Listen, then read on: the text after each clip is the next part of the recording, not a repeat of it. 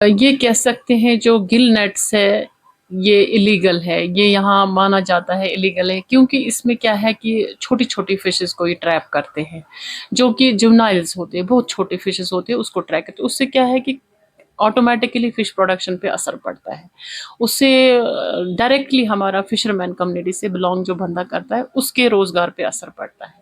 हम यही time to time awareness करते हैं, लोगों को अपील करते हैं, जो भी इस इलीगल फिशिंग के साथ जुड़ते हैं, जो भी ये करते हैं, उनको कहते हैं इससे परहेज करें, क्योंकि ये सही नहीं रहता है। इसमें जुवेनाइल्स पकड़े जाते हैं, छोटे छोटे बच्चे जो फिश के होते हैं, उससे फिर कैच में कमी महसूस होती है।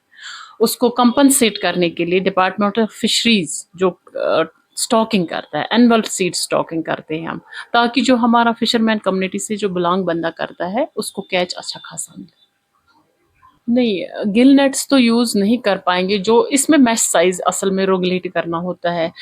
तो मैश साइज जितना छोटा होगा तो उसमें ज्यादा छोटी फिशें पकड़ी जाएंगी, इसीलिए हम कहते हैं कि ये मैश साइज जो जितना छोटा, इसमें गिल नेट में क्या होता है, बहुत छोटा मैश होता है, उसमें छोटे से छोटे बच्चे ट्रैप होते हैं। इसीलिए जो फिशरमैन हमारा है, जो माहीगीर प्रोफेशनल है, वो कास्ट नेट यूज करता है।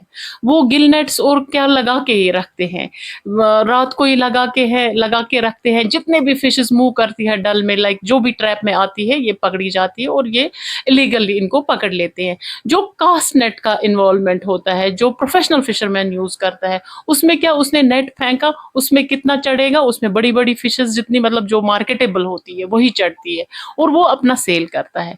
ये इलीगल फिशिंग है, इसको इलीगल फिशिंग ही माना जाता है। इसको हमें रोकने की जरूरत है, हम रोकने की कोशिश कर रहे हैं।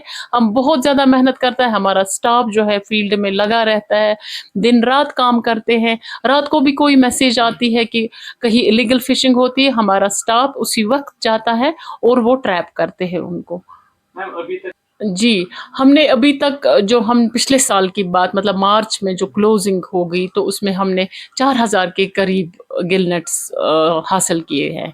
अभी हम इनिशियली इस साल के इनिशियल फेज में है, तो अभी भी हमने कोई 150 के करीब गिल नेट्स। इसमें कमी महसूस आ रही है कि लाइक दिन ब दिन लोग अवेयर हो रहे हैं, नेट्स कम इस्तेमाल होते हैं जो इलीगली फिश ट्रैप करते हैं, अब लोग इसमें थोड़ा परहेज दिखा रहे हैं। क्या है कि जो हम देते हैं यहाँ डल लेक में रॉड लाइसेंस, ये 600 होती है एनुअली, अभी इसका फी होता है। ये बंदा है कि ये रिक्रिएशनल फिशिंग के लिए यूज, स्पोर्ट फिशिंग के लिए यूज करता है, ये कहीं पे भी जाके कर सकता है फिशिंग, इसमें कोई रोक नहीं है। फिर साल भर के लिए इसके जब भी चाहे ये जा सकता है। तो ये एक शौकिया तौर पे फिशिंग की जाती है।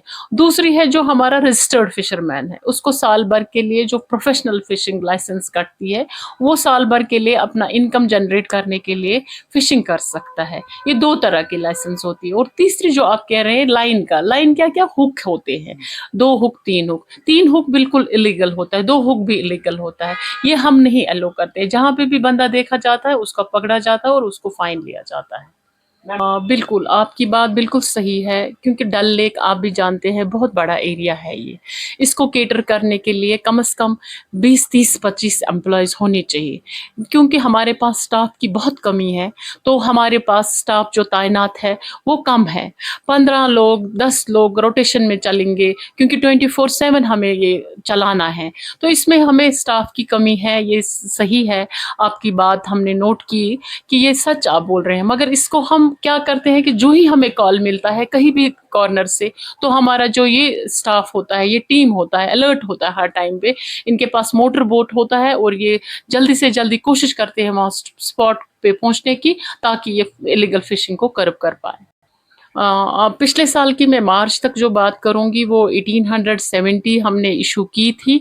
अभी तक हमारा ये चल रहा है, हमने अभी तक 500 से ऊपर की है। ये हमारा रूटीन है, ये हम पूरा साल भर टारगेट कंप्लीट करते हैं। जो हमारे रजिस्टर्ड फिशरमैन हैं जो पिछले साल हो गए हैं, उसमें 10% अप करके हम रेवेन्यू बढ़ा देते हैं और नंबर ऑफ लाइसेंस होल्डर्स भी बढ़ जाते हैं।